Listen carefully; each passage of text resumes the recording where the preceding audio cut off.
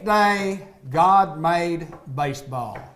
That's an interesting title to a book that was written by this guy, Mark Littell, from Gideon, Missouri. Former Kansas City Royals, former St. Louis Cardinal, Major League Baseball player, author. I would say maybe storyteller might be a better description. Storyteller hits the spot. It does, and the entrepreneur of the Nutty Buddy, which we'll talk about later on. Right. Coach, motivational speaker, and a guy who spends a lot of time with veterans, and I want to start right there. Mark Littell, welcome to the program. Thank you so much, David. Tell me a little bit about what you're doing now these days, and I see on Facebook, we're Facebook friends. Tell me what you do when you go into some of the nursing homes, some of the hospitals. Tell us what you're doing with the veterans. Well, I'm really fortunate enough to be with the Wake Foundation. You know, Robert got a hold of me about 3 years ago, and he said, "Hey, Mark, would you like to be a part of this?" And I was very fortunate, extremely fortunate, because these are guys are the real heroes. My father was in the Korean War. He got shot up pretty good. Right. And my brother and I, Eric, if we didn't say yes sir, no sir, we probably got knocked off a tractor. Is that right? That's exactly what happened. Yes, sir. Yeah. And so, but meeting these guys, and it's hard. These guys are good. They want to talk to you and everything, and I think more of us should be out there doing that with them. Yeah, absolutely. They mean a lot to this country. Well, and you have a platform. You have a platform that you're a former Major League Baseball player, and there's no doubt that being from that platform, folks are going to listen, folks are going to respond, and folks are going to have a lot of respect for what you do.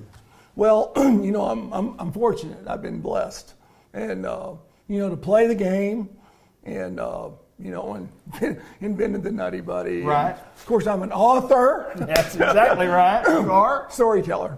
Anyway, Yes, but no, I get to meet some really interesting people, and I've been blessed to travel the world and with baseball. But it's great to be able to go out there and focus on this one thing and have a passion and have it all come true and to fruition. Yes, sir. It's great. It really is. Well, there's lots of things that we're going to talk about on this show today, and we know our internet connection is not real good, but we want to thank the Dean family for allowing us to come to their place. And we're not in Gideon; we're in the suburbs of Gideon and Dexter, and we're in the suburbs, correct? Well, we're in Peach Orchard, Missouri, and I grew up here 6 years before I went to Gideon. Right. And so it's a little bit more moving toward the stick, and there's a few more moccasins out here. But we're safe for right now. Well, I want to get right into it, and first of all, I want to talk about you, and we talk about growing up in a small community, and of course, the folks that know us know that we talk about the four rednecks from Newport, Arkansas, has a sports show, and we're fortunate to have a sports show, and exactly. Nickname of a country, Airhead, along the way from Whitey Herzog. We've got some interesting stories to tell. Yeah. I want to look back at your early life and growing up in Gideon, and sure. Tell us about your family, and tell your little brother Eric, and growing up, and then get into your first at bat that you ever had. Well, like I said, my father was in the Korean War. He was a farmer, and then my mom was a nurse for 53 years, and Eric and I pretty much ran from her, especially when she had a needle in her hand. And then I think Mom made us the toughest. I think she'd hit bone every once in a while, and we'd start hollering, and she'd say, "Be quiet," I give her credit for making us tough. Right. So Eric is a year and 16 days behind me. He caught me, and we could have some fun out there. I guarantee you. I mean, especially when you throw hard and Eric doesn't care. So umpire was in trouble sometimes. So he had to expand his eyes. You never know. Might get one. Oh, I missed one. So, yeah, I guarantee you he might have. Yeah. No, I've read that in the did. books. Yes. Yeah. Yes, sir. Yeah. Well, talk about your first at bat. What kind of got you on this grand game of baseball? Well, Dad was driving me in from Peach Orchard here to Gideon, and the fun thing was I had never hit before. I just was hitting rocks out there. My mom always told me hit rocks out there. My dad could not play catch with me because his arm had gotten shot up really bad over there. And I only played catch with my dad once. And so a little bit with my mom, and then, I started throwing clods at my brother, and then he started trying to catch them, I guess. But he drove me up to Gideon, and I wasn't even registered to play in the Little League. All he wanted to do was get me an at bat. So he knew a lot of people, and he knew Bo Wingo, the sheriff, and Bo was pretty good about it. He was on the end of the bench, and he had his Stetson sheriff's hat on, and he had his legs crossed, and he had his glasses on. He's smoking a cigarette, and he's directing the guys what to do out there and where to go. And my dad hollered at Bo, and he said, "Alan, come on down here." And so he introduced me, and he said, "Mark," he says, "you want to play some ball?" And I said, "Yeah." "You want to hit?" And I said, "Yes, sir." That Marine "yes, sir" came out, crystal clear. Yes, so I went out there, and he said, "Well, let me talk to somebody." So I went over on the other side, and they got me an at bat. And so I went up the first time. I'd always been hitting left-handed. I'm a right-handed thrower, left-handed hitter. And there was this guy out there on the mound pitching. His name was Pedro. And Pedro throw it in there pretty good. Pedro threw it in there. And I didn't know anything. That's the first time I've been on a baseball bench or a baseball field or anything. All I knew was you need a bat, you need a helmet, don't forget the helmet. Then one of the guys back here said, "This guy's going to carve you up." And I didn't know anything like that, but that was talking crap. About a few years later, I knew that was talking crap. Right. So anyway, I went up to the plate, and the umpire, I look at him, and catcher, and they look kind of scary and all this gear. And I hopped in there left-handed and set up, and Pedro threw a pitch in, and I took it and strike. And I looked at the umpire, and I said, "You care if I switch over to that side over there?" And he said, "No, you can move over there." So I walked across the plate and still had the left-handed batter's grip. Cross-handed, just like Hank Aaron. Yes, sir. So anyway, strike two. And I looked at him, I said, "I kind of like the other side better." And so I hear this snickering. I get upset in the box, and I hear this snickering. So I know I got to swing. So I swing, and I feel a pretty good thud on there, and I just start running. Well, I ran right through the bag, and I didn't know it, but Pedro years ago told me, 2 or 3 years ago actually only, I said, "Where did that ball go?"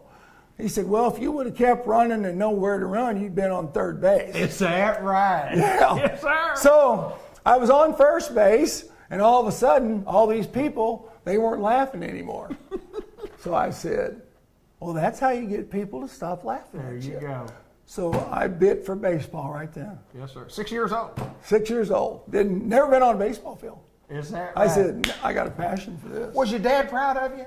Yeah. Did he say he was proud of you? Yeah. If he took you down there and asked the sheriff to come over to let you get you in the game, and then he got you in the game, and then you got the big hit, it's kind of like, hey, he knew what he was talking about, didn't he? Well, Bo was pushing 350, and not many people messed with Bo. Yes. And then the good thing was we stopped at the DQ, our DQ anyway, on the corner, and Gideon got a 5-cent cone on the way back to Peach Orchard, and that's when it all picked up, for good. Sure. It was outstanding.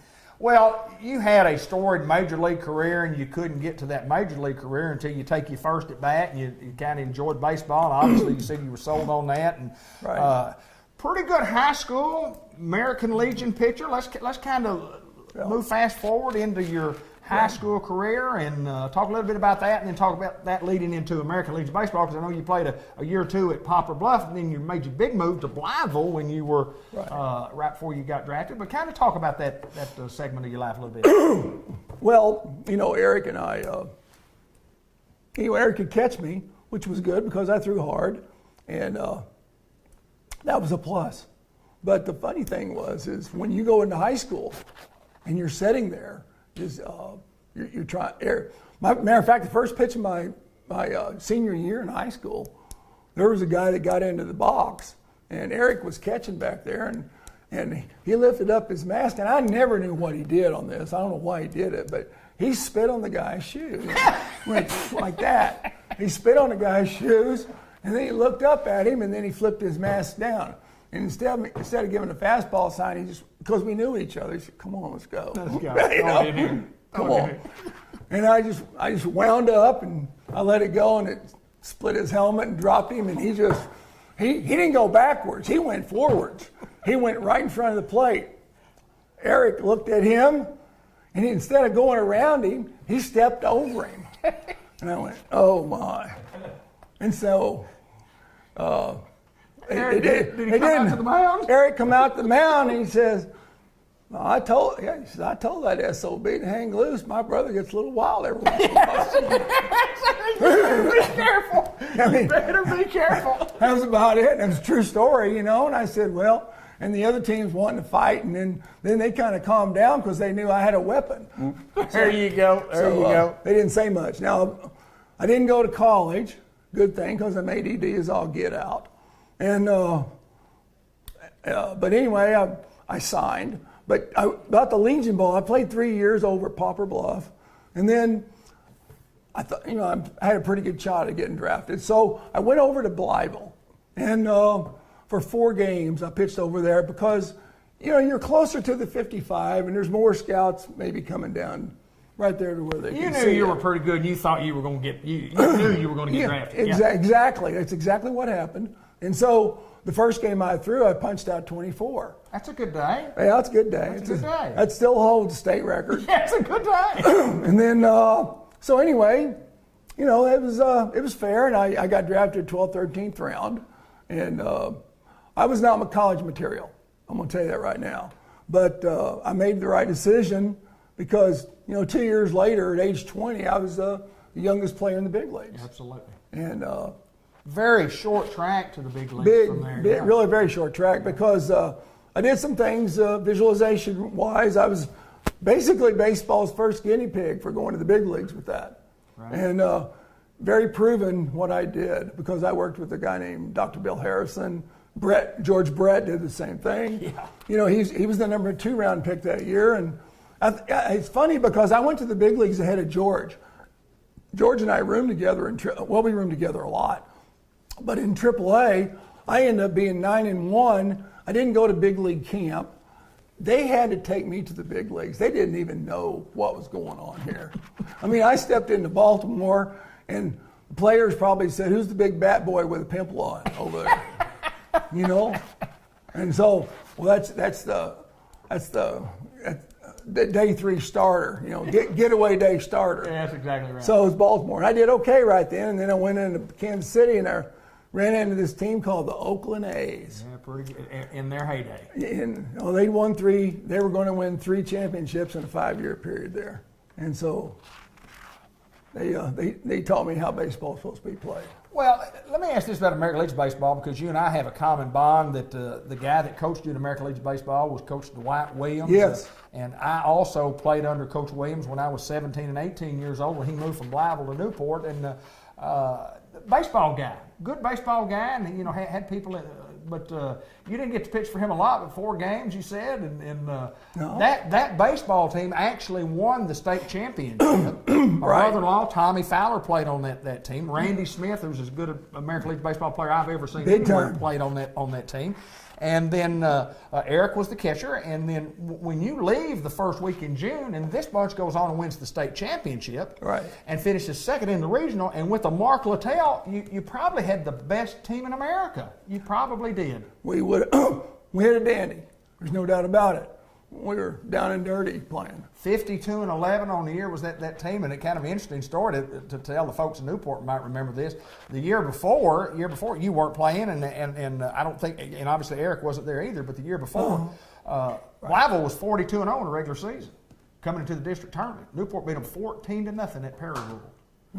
Blytheville was pretty good. Blytheville came back and worked their way through the losers bracket and beat Newport 2 times in a row in the finals, and then ended up state tournament at Newport. Blytheville did not win it. Fort Smith Kerwins did. But anyway, Dwight had a great team that year, 42-0 with American Legion Baseball. But that kind of set the stage for the next year, what was to come. But boy, that was a dandy. And Alex Williams, good friend of mine, and the guy you played a little ball with there at Blytheville. And yep. You didn't have a long time there, but Alex was telling me a story, and I got to relate this. he said y'all went over to play Bill Spiro's in Memphis, and you go out on the hill, and you're pretty confident that you're going to have a good day. And Alex is coming out to second base, and said you stop him, and he says, yeah, what you got, Mark? And he said, you just need to go get you a Pella, and all you need to do is to go out there to sleep. He said, these guys ain't getting out of the box today. And Alex was saying, I think he struck out 26 or 27. And I said, well, I don't know. It's a 7-inning game. It was only 21 outs. It was a 9-inning game of 27. But you had a great day that day against Spirit. No, it was a good day. Yeah, I had a good day. How much longer after that did you get drafted? I mean, the draft was the next week, next day? Do you remember? Oh, a couple of weeks? Probably 2.5, 3 weeks in there. Yeah. You know, I was throwing. Matter of fact, the game I pitched was the very first game after the state playoffs. I got beat 1-0 by Sykeston. Right. And so 4 days later, I'm throwing in that game with the 24 strikeouts. And then, I get drafted. Gary Blaylock signs me out of Malden. Mm-hmm. And I just saw Gary yesterday. And he's 87, looking good, getting around. And he took me to Billings, Montana. I was supposed to go over to Kingsport, which is basically where a lot of the high school kids went. But that's a college league out there in the Pioneer League. And so I went out there and I did well. I was 5-1 with about a 3.1 ERA, something like that. And, most of the team, there was only like four high school players on that team. Most all the rest were all California boys. Right, yep. Whatever. But anyway, they had some UCLA and Pepperdine and USC, University of Special Children, I call them. And so they'd sit there, and it was pretty interesting but we had 3 players on that team make it to the big leagues. Wow. And they were all the high school guys. Is that right? Not one college guy made it. Yes, sir. Pretty interesting. And they used to give us so much crap, so. Whatever. Well, you get to the big leagues. I want to talk a little bit about some of your minor league career. Career? It was you get drafted in '71. You're in the big leagues at '73. But I mean, there was a little experience there, and had a couple of different places to play. But what was it like the first time you got the call to come up? Can you relate to that? Go back to who called you in, the manager calls you in. How does that work? How do they tell you you're going to the big leagues? Well, actually, Harry Momberg was my manager in AAA, and he announced it after the game in Indianapolis. He said we were at we had a spread, for eating. Sure. Said, let's raise a beer to Country Boy. He's going to go to the big leagues. Is that right? So that was the way. That was the way he said it. Awesome day. Yeah. And so I guess you catch a plane. You go back to Omaha. You get your stuff mangled up real quick, and I had a little bit of a time lap. I drove to Kansas City, then went to Baltimore because they told me which day I was going to pitch. Right. So they were going to put me on the road first, which was smart. Yeah. And it was against a pretty good team. Baltimore, they'd won the World Series, I think, a year or two before. And I didn't keep up with it. I just pitched. Right. Brooks Robinson, Frank Robinson? Brooks was there, and all those guys, Boog Powell. And Little Rock guy, Brooks Robinson. Yeah, and they had some, darn good pitching. I guarantee. Yeah, Cuellar and McNally, Palmer. Yes, sir. Jim and Palmer. Everybody. Yeah. Yes, sir. Had a good bunch. But I didn't know any better. I just faced him like a Legion guy. Yeah, there you go. They go up to plate. Okay, I'm get you out. It's your job. Yeah, you're not there to say I got good stuff. They can hit good stuff. Right. Yeah, I got to pitch. Because pitching and throwing got one thing in common. They got the same amount of letters in both words. And that's where it stops. There you go. You talk about Whitey Herzog, who you had a great relationship with. You played for Whitey with the Kansas City Royals the 5 years you were there. Yes. Injury in '74, didn't play in '74. Yes. But and then you got traded to the Cardinals, and 1 year without Whitey, and then Whitey comes over to the Cardinals. But you played with Whitey for most of your career. Yes. Where did we come up with the word airhead? And it's a compliment that he called you that. Right. And talk a little bit about that. Well, everybody pretty much called me country, and that's another story too. But on the airhead part, Whitey'd call me air because for whatever reason, and I just went by it. But I've got in my first book, right there, I've got a chapter called Forrest Gump Statistics. We're going to talk about those a little bit. And those are off the chart, stupid statistics that you're at the wrong place at the right time, right place at the wrong time. And there's no glory laughing about it. It's funny. I think it's hilariously funny that I was happened to be in those spots and in those positions to be in. But about the airhead, why he'd say, Air, come here. He said, when's the last time? I was in a game already in the ninth inning. And he says, when's the last time you hit? And I said, A-ball? He said, you're up third. so I said, so I was the first pitcher to hit under the DH rule. Wow. With the Royals. Yes, sir. That's pretty interesting. Well, did you get a hit? No. Tell me you did. Boom, boom, boom. Rick Wade's left-handed. I thought the last one was a ball, but I didn't want to gripe because I was going back out there. That's exactly right. Yeah. At least you knew you had the inning. You want the umpire on your side, kind of. And you know the umpires, So, and we're all on first-name basis. And Whitey said in his foreword to your book that the compliment being that it was like just air and atmosphere of confidence that you had when you went out there, because you just went out there to do your job. It wasn't like you went out there and you go, oh, we got runners on second, third, nobody out, I got to get some. You were calm and cool, collected, and just did your job. Just like we're talking right now. Absolutely. I mean, there's nothing Pretty to much. it. There's nothing to it. Yeah. In the big leagues, and sometimes in front of 40,000, 50,000 fans, and sometimes in front 60,000 if you're knocking an older lady out. Tell us the Cleveland story. You got to tell us about going to Cleveland. And at this time, Cleveland, they weren't real good, and they didn't draw a big crowd. But you tell the story. Well, they were good enough. And the thing about it is they really did have some hitters. But the funny thing was, twice a year they had 60,000 people in this humongous stadium. And it was, they'd give a car away an inning. So that's why they had the 60,000. Right, there you go. Well, I mean, the bullpen had not been used because our starters had been doing the job. And we had a limited staff because Whitey believed in keeping a little bit more left-handed punch on the bench. So we were out there, and this one night we were going to be used about from the sixth inning on. So anyway, whatever happens is I end up getting up in the seventh, and I end up letting a ball go in the bullpen. There's no possible way that you would have thought that a ball would have gotten out of the bullpen because it was probably 25, 30 feet, and it was close quarters. There's no way. Well, I found a way. Anyway, I was warming up, and it just shot right out of my hand. It shot right into the crowd. Bob Stinson lifted up his mask, and he started grinning. He said, what? What the hell? Where'd he go? Where'd he go? And all of a sudden, 5 seconds later, that bullpen was full deep with whatever they had in their hands. The fans were throwing it. It was, and so we had a cave right there, and it was a nuclear site for protection, I'm sure.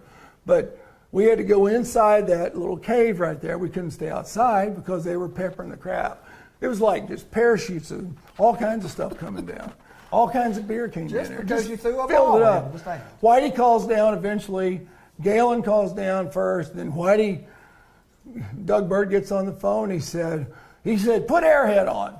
He said, what the hell's going on down there? And I said, well, I kind of let a ball slip. He said, you see that fence? Can you jump that fence? And I said, yeah. He said, well, that's the safest place for you to be is right out in the center of the field, pitching. So he says, your key is when I hit that third base line, he says, go ahead and jump that fence. Do not go through the gate because you will get peppered. And I said, got it. I said, that's why he gets those big ducats. That's exactly right. So anyway, he hits the third base line, and I get over there, and I make my way out there, and he's got the commander's stance. He's got his hand stuck in his front here. Right, Whitey. He's kind of looking at me and grinning and kind of snickering a little bit. And Buck Martinez, the catcher, he wants to know what's going on, and they're starting to haul some old lady out up here, I guess, and on a gurney. And Whitey says, what happened down there? I says, well, the ball got away from me. It just went airmail like a Scud missile or something up there, I guess. So anyway, and Buck was just like shaking his head. And of course the crowd's over here. They're telling, I'm being nice. And he said, there's an a-hole out there on the mound. And so they all start raising up, and and it's like a big swath. 60,000 people on you then. It's crazy. Yes, sir. And so anyway, Whitey's laughing. He says, "Get us off the field." I said, "Okay, no problem." So I get out, and then Galen says, "You want another inning?" So I go back out, and then all 60,000 are raised up when I'm taking it. Yes, sir. And then I go up, and that's when I found out that I had hit a little old lady, because Bill Beck, our public relations guy, comes down and he says, I'm by the spread. The game's still going on. We got another inning. How you doing? I wish we had another couple of runs. And so he said, yeah. He says, did you mean to throw that ball up in the stands, country? And I said, no. And he said, are you sure? And I said, yes. I said, no, I did not. So I was emphatic. He said, well, let me tell you what happened. He said, apparently that hit a little old lady. I said, yeah, I saw them pulling her out on a gurney. And so that was a little old lady, huh? So I said, in my mind, all of a sudden, I see this flash of her grandson right here, and her just flopping over in his lap. And so the other thing was, I go into my Boy Scout mode real quick. My ADD obviously kicks in really fast. You're feeling bad. I'm feeling really bad. And I turn to Bill, and there's about 4 players in there, and Jim Colburn, Dennis Leonard, Jim Wolford, and 2 of the clubhouse guys are all listening in here, and I'm over by the spread talking to Bill loud enough where everybody hears me. And I look down and I say, well, do you think I ought to sign her a ball? He just slumps his shoulders and turns around. Everybody wants a baseball. Everybody wants baseball. Yes, so these guys weren't laughing. My buddies, they were just howling. They were in the floor. I understand. So, whatever. Well, a great major league career, and we'll get into some of those statistics, those Forrest Gump statistics, but I want to talk specifically about the 82 World Series, and I want to ask you a question. I didn't ask you this before we got on the air, before we talk about that.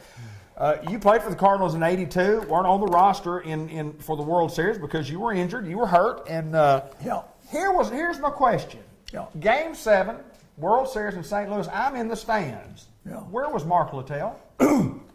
Right behind the bullpen, son. Right behind the bullpen. Right. Absolutely. I could have sat on the bench. Okay. Or in the bullpen. I chose not to, because I'd only thrown 16 games that year. Right. And, I was between the doctors and this and this and this. And, it's their time. And I want to stay out of that way, of that momentum. That's awesome. 82 World Series, and I was there, and I had partaken in some beverages throughout the game, and ashamed to say that I remember us winning, I think, because I read about it a day or two later or whatever, but Joaquin Andahar had a great game and beat Milwaukee. And talk about some of those guys on that team, and I kind of made a list, and you played with Kenny Oberkfell and Willie McGee. Just talk about some of the guys you played with when you played with the Cardinals. And we'll get back to George Brett here in a little bit, too. Pretty dynamic, very dynamic team. I say that because it was no question that they were driven. Guys like George Hendrick, for instance. Yeah. And everybody thought George was lazy. One of the most talented people I've ever seen in my life. He could play. He could hit. Yes. He could actually run, and people thought he was loafing. No, he was pretty amazing. And then Willie McGee, of course, stands for itself. Wonderful individual. Ozzie Smith, Ozzie's Ozzie. Oberkfell at third. Hernandez is Keith Hernandez, and he should one of the best first basemen I ever played with, fielding wise. And he's a doubles guy. He can hit a baseball, and he's a big student of the game. Obviously, still in the game with the Mets as their announcer. He's an announcer, yeah. Yeah, and he does a real good job. Darryl Porter, the catcher on Darryl Porter. Darryl Porter. And I played with Darryl in Kansas City and St. Louis, and unfortunate that he was messed up at the wrong times. Right. And took a short way out for life. Yes, sir. But you got Lou Brock, Lou wasn't there on that one, but I'd played with Lou the year before, and just a wonderful person. The Cardinals they get a different breed of cat. Yeah. We're all tough guys. We're all baseball guys, but I don't think you don't see those way out silly guys all the time. Right. And if they do get silly, they do get rid of them. Tell us the first time you met Lou Brock. The very first time I met Lou Brock was when I was 14 years old. Lou Brock had gotten traded over from the Cubs. He opened up on the road in Houston at Colt 45 Stadium, which I've been to actually. Yeah, and bigger mosquitoes down there than they are here in the Boot Heel. But the funny thing is I actually met Lou because I had a foot that I broke playing baseball, a toe actually I broke, and I was on crutches in the old Sportsman's Ballpark, not the one I played in, or not the one now, yeah, but it was the very first one. Been there. And so anyway, my dad goes over to the elevator guy. He had the doors on there, cling, cling, cling, cling. Mm-hmm. And he said, my son just broke his toe, and can you get us up to the upper deck? We were in the nosebleed section. And he says, sure. So Eric and I and Mom and Dad get on the elevator, and in walks this black guy. And so halfway up, my dad says to him, I didn't know who players were, and didn't care either. I just wanted to play. Right. I didn't know about players. But anyway, he said, you're Lou Brock, aren't you? And he said, yes, sir. And he said, we're real glad to have you over here as a Cardinal. He says, wish you the best of luck with the Cardinals, and glad you're with us. He says, well, thank you. The clubhouse was on the second floor, like it's in Wrigley right now, back there in the old. So the clubhouse was on the second floor. Anyway, we go up the nosebleed section, and you know, in my book, I said we had such good seats, I could see all St. Louis. You know?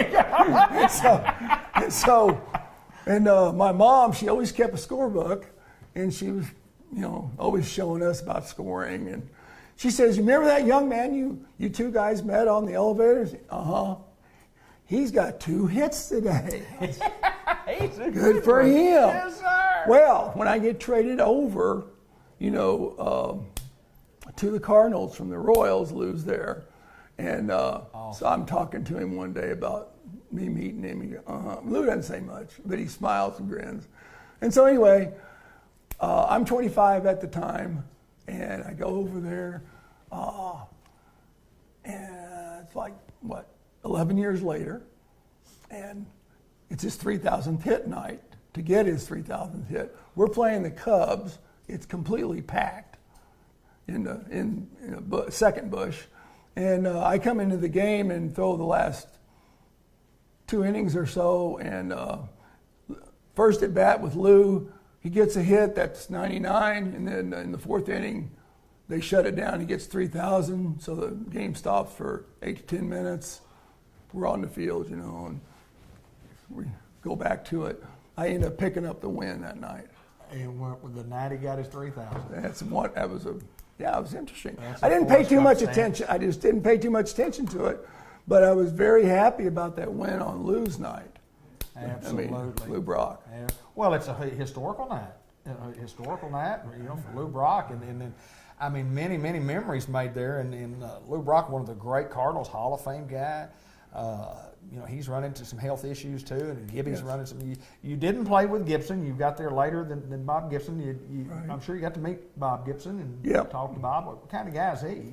He was a tremendous athlete, and you know, you see the guy interviewing. He's a great interview. You know, Lou and Bob Gibson are kind of the same animal. You know, Lou grew up with a hard life, and so did Gibson. You know, Lou passed out on a baseball field the very first time because he didn't have nothing to eat. And Gibson had some rats biting on his ears every once in a while back there in Omaha. People don't take that into note, but they survived it. Wonderful individuals. Yes, sir. Extreme passion, deep passion for the game. They don't show it outwardly, but that drive's right there. That competitive drive, it's steady, and you know it's instilled, and so they're not going to get beat. They're not going to go over and just fall over. They're going to win. They're going to win. They're basically all winners. Well, I know that you know, the stories are awesome about Bob Gibson. You know, taking care of the plate. He said, that's my plate. I don't give you the outside corner. I don't give you the inside corner. I own that plate, and don't get too close to it. And if you get too close to it, you're going to probably be sorry that you got too close to it. Well, a guy I left out that I really respect a lot too is George Hendrick. He was a Vietnam vet. Now he was in the rice fields up to his knees. Right. There you go. And not many people know that. Ted Simmons caught me the most. Yep. And Teddy, Hall of Fame now. Hall of Fame. Knew him well. Gary Templeton, another great ball player. Tempe was we were lockered across from each other. Absolute dynamic tools. Yes. Dynamic. There is a big separation from high school player, college player, minor league player, 4A player, big league player. There's a tremendous difference. A tremendous difference. Because you've got pitchers, you've got throwers, you've got hitters that kind of hit, then there's hitters that know how to hit. Right. And, it's like Teddy. I'll never forget Teddy one day. We were playing somebody. I was giving him crap. He was down in his locker smoking his cigarette. And he had those big old droopy eyes going. And he came over there and I said, "Hey, Teddy, can you hit this guy tonight?" Looks down, takes a drag off his cigarette, looks down, looks up at me like this, and he says, "I can hit anybody." That's pretty good. That's awesome, isn't it? That's all he said. Yes, sir. Yes, sir. "I can hit anybody." I walked away. So there you go. Played with Bobby Bonds? Played with Bobby Bonds. And, Bobby Bonds, I'm a Boot Hill boy. Yes, sir. He's an L.A. Watts boy. That's exactly right. So we were complete opposites. For some reason, Bobby took a liking to me. Really? Yeah, I don't know why. But anyway, I always liked the brothers. So anyway, I was out there and he introduced me to Barry when he was like a string bean. He was first year at ASU. He says, "Hey, countryman, come over here. I want to introduce you to my son." I said, "Okay." So I went over. We started talking to him. And I said, "Well, really glad you're over at ASU. I guess you'll play a little college ball and then probably some pro ball, I'm hoping here." And he said, "Yep." And so we started talking. And Bobby says, we got to go. We got a game going on here. Getting ready to start. He said, "See you in the clubhouse after the game." We walk away 10 steps out. I turned to Bobby and I said, "Can he hit?" He says, "He's just okay." He's okay. He's probably not as good as his dad, but he's got a chance to be okay, doesn't he? Exactly. Yes, sir. I thought that was funny. Bruce Sutter. Played with Bruce Sutter. And, Dynamic split. One thing a closer has is a pitch that outrides everybody. Mine was a slider. Sutter's was a split. Gossage fastball. Come on and challenge you. And then Hoffman, he had 2 or 3 master of all 3, right, which is rare, extremely rare. And but Bruce. You don't have Bruce out there, you don't win. Closer. That's exactly right. You don't have the closer, forget it. Yes, sir. So closed out the game in '82, and again I was there, and you were there, and yes. You got a World Series ring though, even though that you weren't on the active list as such, and I thought maybe you might have that thing on today. I've seen you do some interviews where you've had that thing on, and do you wear it? Do you wear it a lot? I do. I forgot it today. I'm sorry. Slap me silly. Well, I really want to see it. I mean, so we'll go get it after the interview where I can take a picture of it. No, I'm just playing. That's fine. That's fine. I'm just kidding. But World Series champion in a great career. Ended after '82 as far as a player goes. Right. What's next in the life of a former big league baseball player? You don't get away from it. You spend a lot of time doing something different in the game of baseball. Talk about that. Talk about coaching. Well, I was coaching in professional ball, minor leagues, and I've done everything but be a big league coach. I was a coordinator, rookie ball, A ball, AAA, AA. I've done it all. I was with the Dodgers, Milwaukee, 12 years. San Diego, Royals. I've been to Australia 4 years. That was more on my own. They hired me to go. Panama, Dominican, Puerto Rico. I've been in Cuba 3 times in the last 2 years. Wow. So, I still do a lot of baseball things.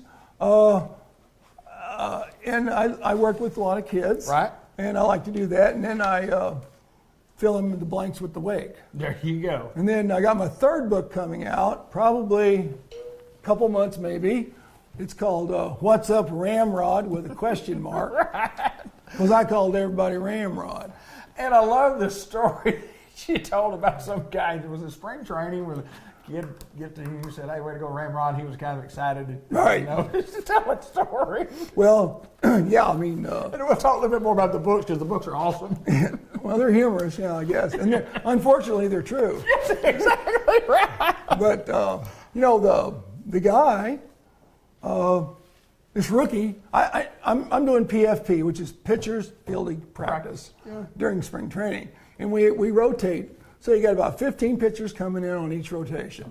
And I got 2 ding-dong first basemen, and then I got 2 catchers that stick fingers down, hopefully they do the right thing. Right. And so the other thing so I'm doing PFP where they're covering first and things like that. Well, I don't give out, compliments all left and right. But if they do something right, hey, okay. Sure. So this rook goes over there. He says, he goes over and he does it right. I said, "Hey, nice job, Ramrod." So I'm getting next right here. And he goes to the end of the line. The guys at the end of the line I had the year before in Stockton, California, in the California League. They knew me quite well.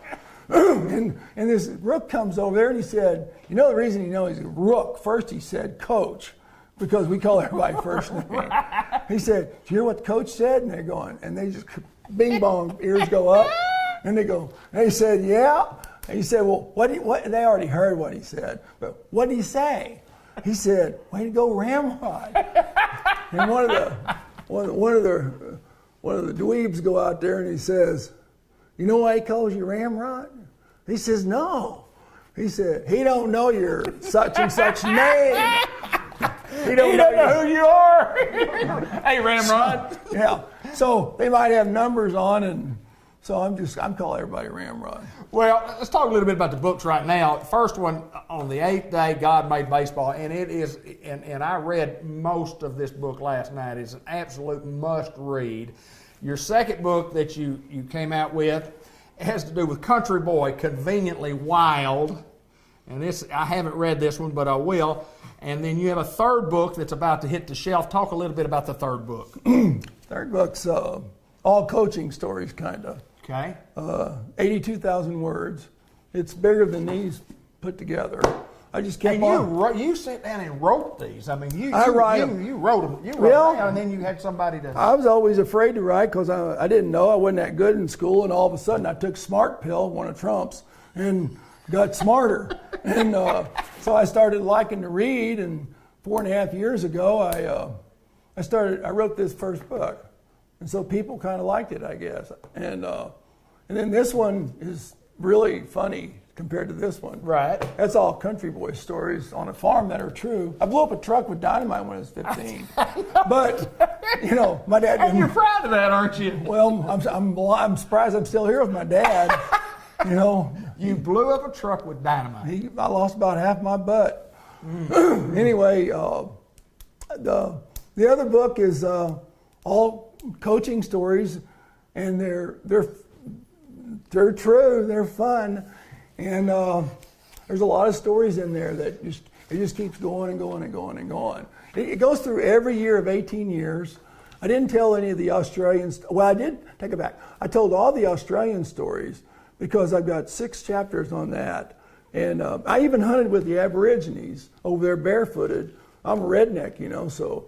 I mean, they kind of took a liking when I did it. A white boy with these, Aborigines. Yes. They liked it. That's that right. But they just don't let anybody hunt with them either. That's exactly right. So it was all good. And then, I don't know, it was, there's a lot. I got to meet Steve Irwin before he got big. Several times, actually. And we kind of got along. Hey, Yank, you know what this is? I said, yeah, it's the most poisonous snake in the world.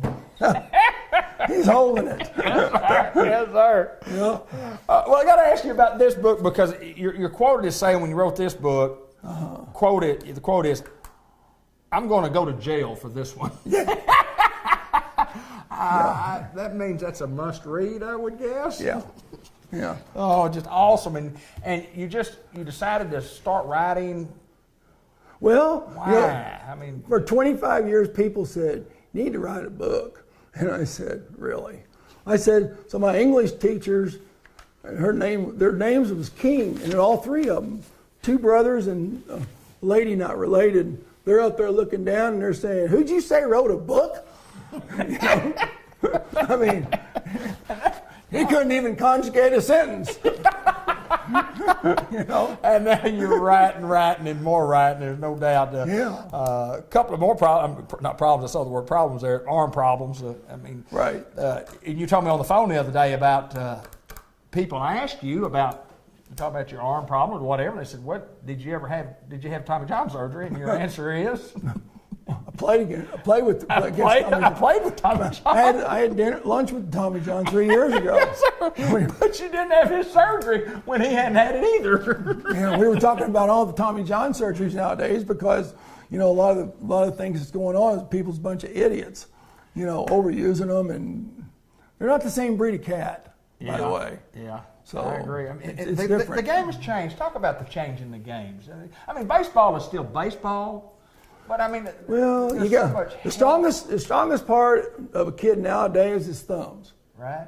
Oh yeah. Oh, Xbox. Absolutely. Yeah. Xbox. Doing that. Yeah. I mean, don't come at me with your thumbs. Otherwise, I'm okay. But they do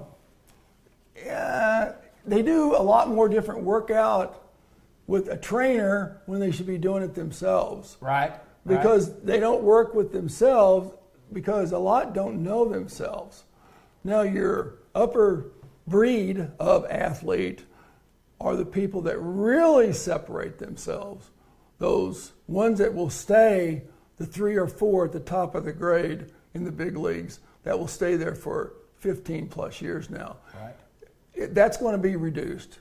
I mean, those guys will stay, but all the others, it's going to be hard to get 10 years in as a pitcher now because of the turnover of the way they're looking at the analytics, which is really hard on this game. Yes. The rule changes, the guys that will blow out and maybe not come back, or blow out and come back but not be effective, and then they'll go by the wayside quicker. I had 2 arm surgeries. I came back from my first one and was that I needed it, and that got me through 6 really good years. I came back from the second one, tore me up pretty good because I had to have a complete restructure. And I threw a lot. Right. I mean, because 3 years as a reliever, over 100 innings. 3 years as a reliever, 100 innings, 60 appearances. You know, there's only 40 of us that did that in history. Is that right? Yeah, and I won a lot. Yeah, well, I look at myself as an idiot for not going, I need a break. I need a break. But you know, back then, you know, people would say, yeah, I got you. They say, "Hey, country, got an inning tonight?" Uh-huh. Yeah, this is the way I'm going to get you out, you know. Yeah, your son pitched for the Gateway Grizzlies last year, played 96 games and pitched in 51 of them. Right. Well, you're throwing a lot there, son. You're throwing a lot. But he was a closer or an 8th inning guy also. But you were a closer. But you also the guy that come in there when the game's on the line 6th inning. They want you to give 6, 7, and 8. Give us 6, 7, and 8 if you can. We're going to take a break, Ben. Let's take a break if you got something that we can play, and we'll come right back. Lots of good stuff coming right up.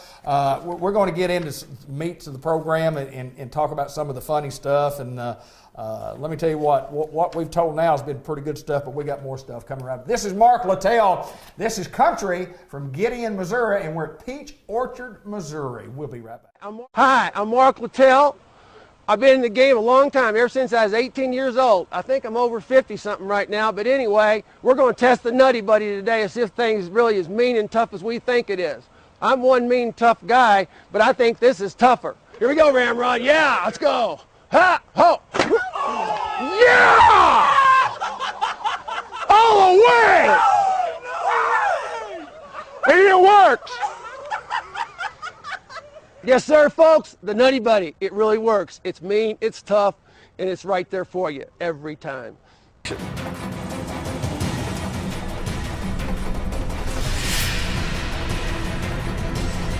You ready? Yeah. Fire in the hole. 3, 2, 1.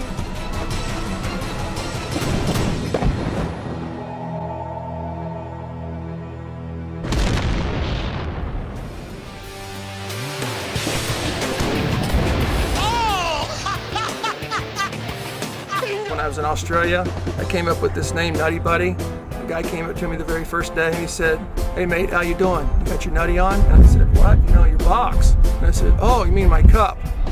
So eventually, 7 or 8 years later, when I put the Nutty Buddy together, I thought, he called it Nutty, and I said, why not Nutty Buddy? It's way different than anything out there on the market. 1, it's comfortable. 2, it protects the boys. We call this the tail. That goes under. It gives you a lot of protection. Some of the other cups don't do. Visiting with Mark Littell from the Kansas City Royals, St. Louis Cardinals, author, entrepreneur, the Nutty Buddy, just a pretty good guy. Country, airhead, lots of nicknames. We just call him our friend. And we appreciate everybody watching, and we apologize for the Facebook Live video that we had, but glad you joined us right here after the fact on Facebook. And we're going to get into some of the things that we talked about earlier, the Forrest Gump stats. And how'd you come up with that name, number one? Well, you know, Forrest Gump was popular, and that's the only guy I could relate to personally. Right, there you go. You know, to tell you the truth, and you know, the stats in there are, I've got to be at the wrong place at the right time, or the right place at the wrong time, either direction. And for the time that I was in the big leagues, and not being that upper echelon guy, but still being at the right place, I thought that was pretty amazing what had happened, you know, to tell you the truth. And you know what? There's some good statistics in there that will, you know, but the funny thing is I'm not bragging or anything. I'm laughing, you know, at myself, because some of these statistics, well, for instance, I hold an all-time Cardinal record for strikeouts for relievers. Right. And you got Gibson, Brock, Shane Dinks, Herzog, all the greats of Cardinal baseball. Then you see Littell. Yes, that's right. Awesome. That's pretty neat, isn't it? It is. And you know, I didn't know I did that till about 5 years ago. Really? ESPN called me up, and you know, when you get an intern, and he says, Mr. Littell, and I said, "What do you want?" and he says, well, you know, your record might fall. And I said, "What record?" What record? And I said, "What record?" He says, "Well, you have the all-time Cardinal strikeout record for relievers in any single season." I said, "No kidding." I said, "Well, who's supposed to break it?" He says, "Rosenthal." I said, "Well, good luck. That's great. Absolutely. You know, it's super, but he missed it by 3. He said, "You still hold the record." I still got it. You're in the record book, huh? It's funny. It's funny, though. Well, I'm just laughing at it. You talk about being in the record book, and in all fairness, in Cardinal lore, I mean, in the hearts of all of us guys who were Cardinals, especially, you know, my age, you know, we're close to the same age, and those of us who started following the Cardinals in the 60s, and, you know, we still got people that watch our programming that followed the Cardinals actually in the 40s. So, you know, there's a huge audience out there, and St. Louis is just the team of Arkansas. You know, we're Arkansas guys, but we're 4 hours from St. Louis, and it's, you know, it's a hop, skip, and a jump. But Forrest Gump stats, tell us about all the hits and all the RBIs you got in your major league career. Well, let me see here. I got 2 hits Yes. in my whole career, but yet I got 3 RBIs. I'm the only player that has more RBIs than hits in baseball. I would assume that to be true. And you wore out Tug McGraw, didn't you? Well, I got an RBI off of Tug because he walked me in on 4 pitches with the bases loaded. And then the next day, I got 2 more RBIs. It was against the Phillies. And, you know, Whitey said to me, he said, I came in, he said, "They're going to be wanting to trade on you." I said, "What? I'll stay here." That's exactly right. So anyway, but the Lou Brock thing, that was a statistic. The other factor was Pete Rose. Stan Musial goes to Philadelphia because Pete Rose is set to break his National League record, Right. all-time hits. So yours truly is out there, and and pitching and stands in the sand. He's in Philly. Give up his hit, broken bat. Gene Tennis comes out the mound. He's catching me. He's worth 3 World Series rings at the time. Yes, sir. He says, "Way to go, big boy! You're in the record books again." So they hold the game up for 10 minutes. Is that right? Of course, the Chambliss thing speaks for itself. I don't even want to talk about it. Okay, But move on to the Anyway, next one. well, the funny thing about Chambliss thing is that's been up for 44 years. It's been on the Yes Channel, Yankee Entertainment Station. They know me quite well in New York because it's the lead-in for about 4 seconds of me throwing it, him hitting it, then they pop onto something else. I will say one thing about that. Yes. I will say one thing. I wasn't going to bring it up. But in 1976, Mark Littell had a 2.08 ERA. You pitched 104 innings. You had 16 saves. You had 92 strikeouts, and you gave up during those 104 innings one home run. Yeah, One home run. You had a phenomenal year. It was an awesome year. I did. That year. It doesn't matter about the other one. It doesn't matter. Sometimes the other guy wins. Oh, yeah. Sometimes the other guy wins. Well, you know, there was a delay, and everybody says, "Well, that hurt you?" And it was cold, extremely cold. And then you saw a cloud going over Yankee Stadium, yeah. big clouds. It was like that one movie, The Natural. You know, Yes, sir. when those clouds hit. Yes, you know, it was a lot like that, actually. Really was. Cold, wintertime. I mean, it was a scene. It was a moment.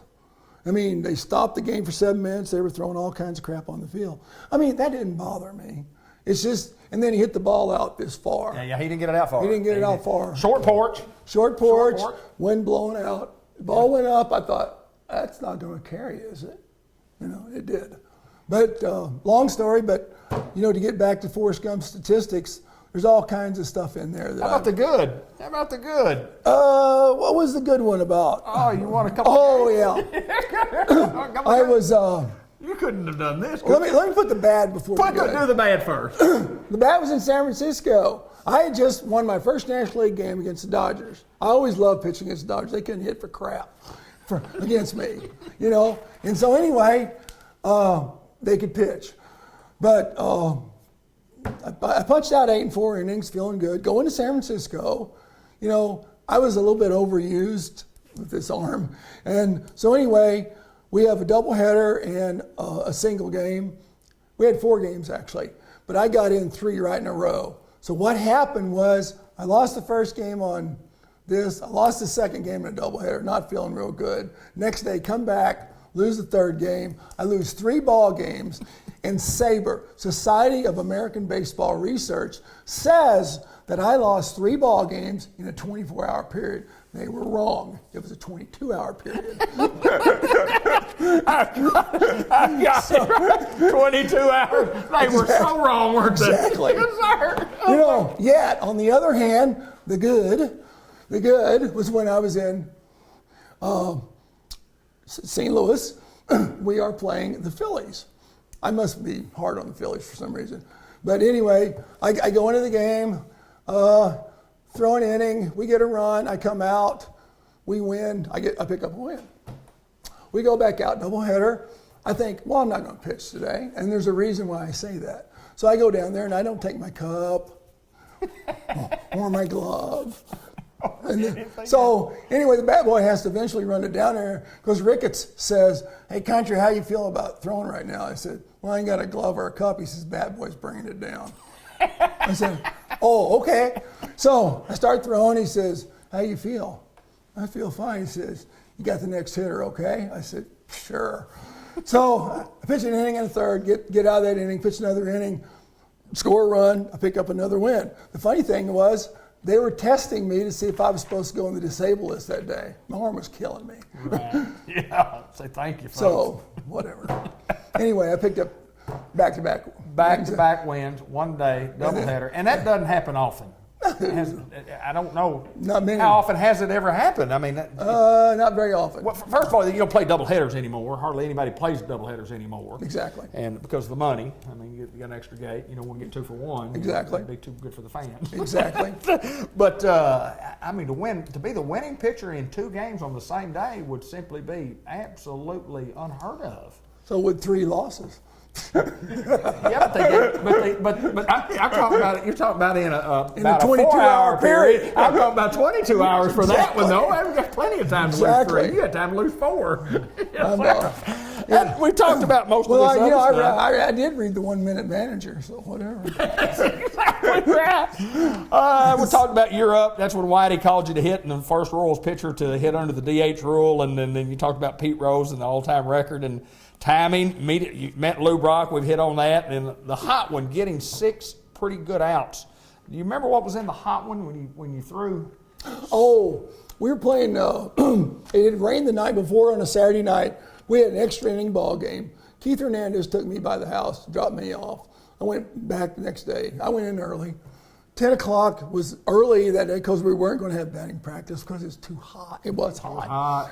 And the turf was hot, but it had rained a little bit. So it was kind of that misty, smoky humidity. Hot. St. Louis is the hottest ballpark in baseball, by the way. If anybody doesn't know, you got Missouri, Mississippi, humidity.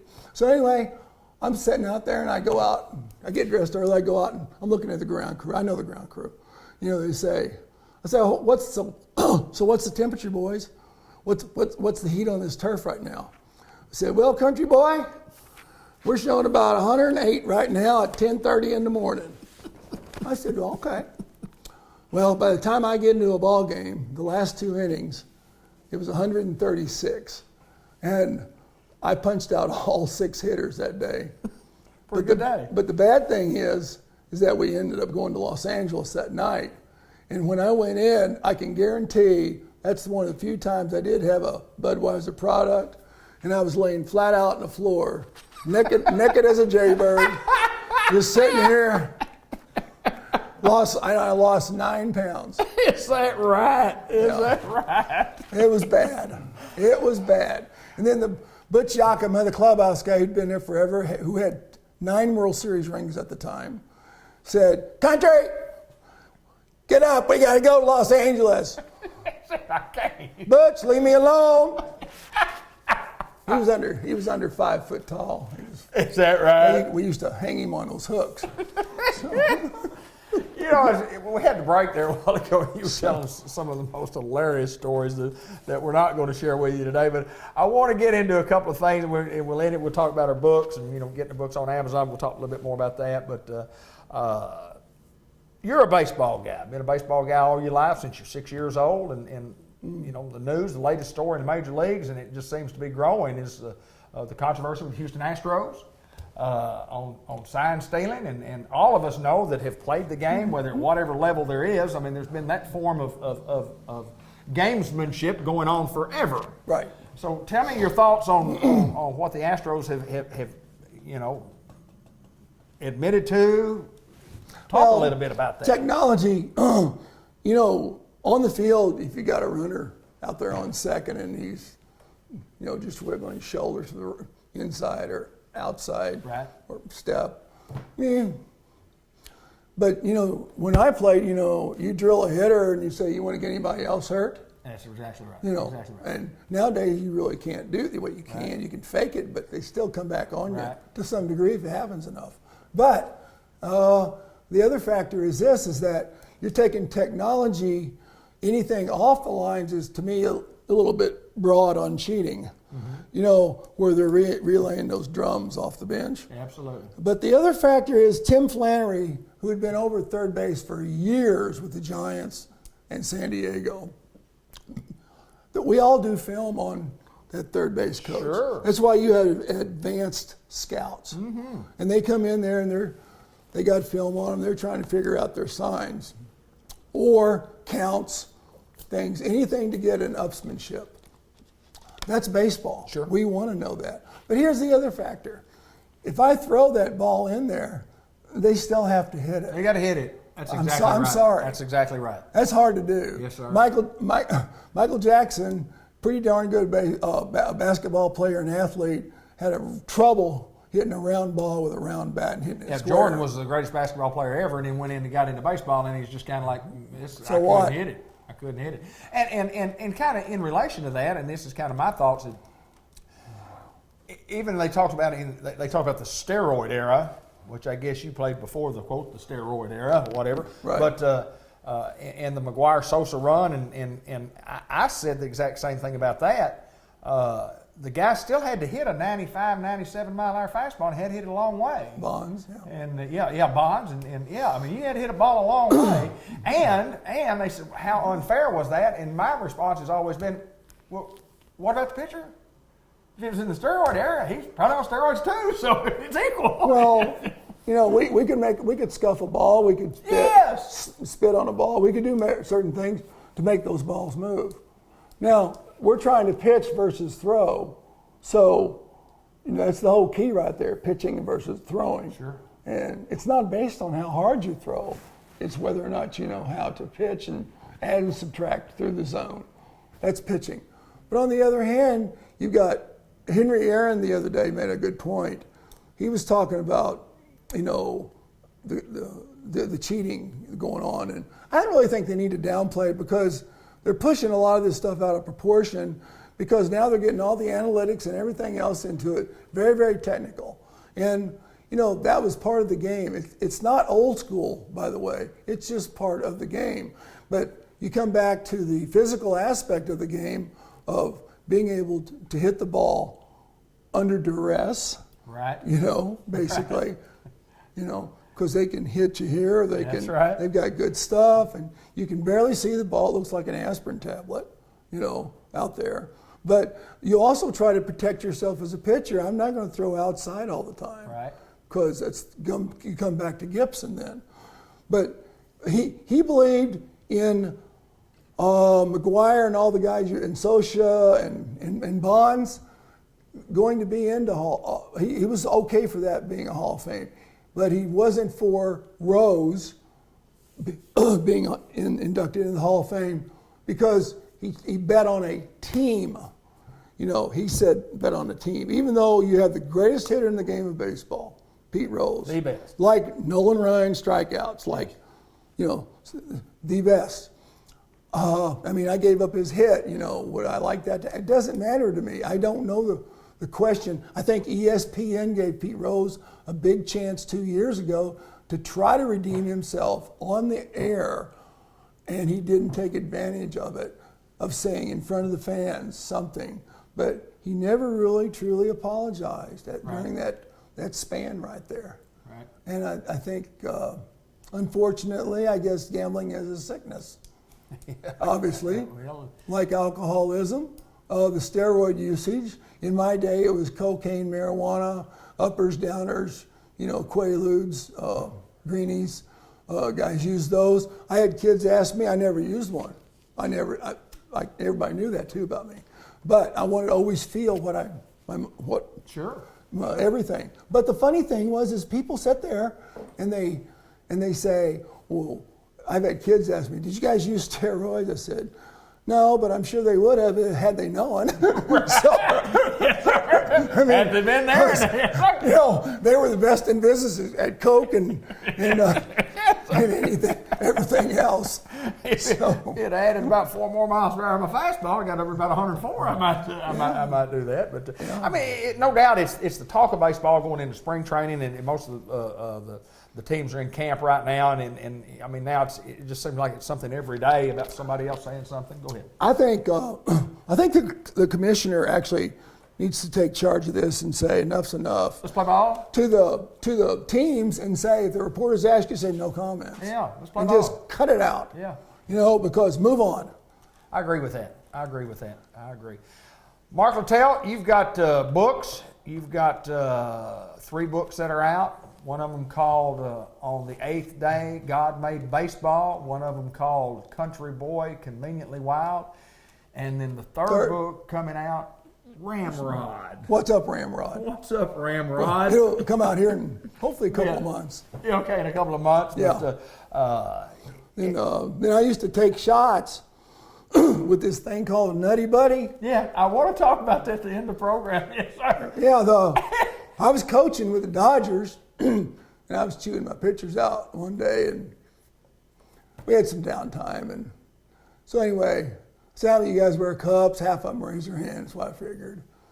So I go off on them, having some fun. One of the guys in the back says, "Hey, Lit, or Country, or whatever." He says, "Why don't you just invent one?" And I said, "Why, hell yeah, I'm going to invent one." So I went in the clubhouse and I got 2 golf balls and I got some of this plasticity stuff, and you put it down in a hydroculator for 4 or 5 minutes, and I got the big shears and put those balls in there and formed it and cut it up. I said, it looks pretty good. That's where you made one. Looks like it's almost anatomical to me. Yes, sir. So, It's going to work. of course, I barely knew the word.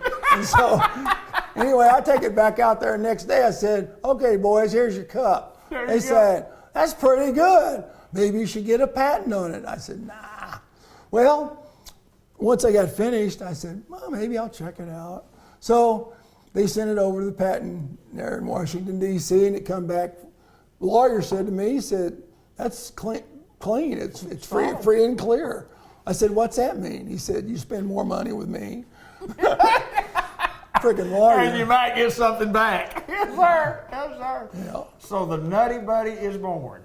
Oh, yeah. And, I got lucky. It was anatomically correct. Of course, your mom's out here. It's like putting plow points on out in the field form follows function. And, everybody always asks me, they say, "Are you an engineer?" And I said, "No, I'm a redneck from southeast Missouri." That's exactly right. Yes, sir. I tell them for real here. Yes, sir. Yes, sir. Our books are available on Amazon. Is that where Right. you just go to Amazon and Yep, and you can buy look it? up Littell with 2 L's on the end. 2 L's. I said one. There you go. Give me my props. Give me my props. It's 2 L's. Littell. I knew that. I had it spelled that way everywhere, except I just didn't say it on that video. I was so excited about doing that video. I misspelled your name. Whatever. 2 L's in it. We're fine. I'll remember that for the rest of my life. Well, I've been called worse. You have, haven't you? Oh, yeah. Mark Littell, it's been our pleasure to come to Peach Orchard, Missouri, to visit with Country, to visit with Airhead, to visit with really an American, not only baseball hero, but a great red-blooded American, as the Facebook page says. Mm-hmm. And it's been our pleasure to get to talk with you, visit with you, and to find out if you were as crazy as we thought you were. And our suspicions have been confirmed, my friend. Yep. Mark Littell, final thoughts, my friend. You have the last word. Final thoughts are, well, tomorrow morning, I leave at 8 o'clock. I'll go to Humboldt, and I'm going to visit with the VA over there and see a whole bunch of guys. And then after that, I'll go on to Nashville, Tennessee. Next day, I'll go there and visit with the VA hospital. Murfreesboro, the next day, go there, VA hospital. Memphis, VA hospital. Thursday, Friday, I go back towards St. Louis and I catch Big Bird. There you go. There you go. Mark Littell, our friend from Gideon, Missouri. And again, we thank the Bean Brothers for Yes. allowing us to come into their business office here. Certainly, yes. Beautiful country up here, there's no doubt. It reminds me a lot of Newport, Arkansas. Yeah. Just a lot of flat land, a lot of water, a lot of mosquitoes, and just a lot of good country. A lot of good people. That's exactly right. Mark Littell, we thank you for joining us, my friend. Thank you.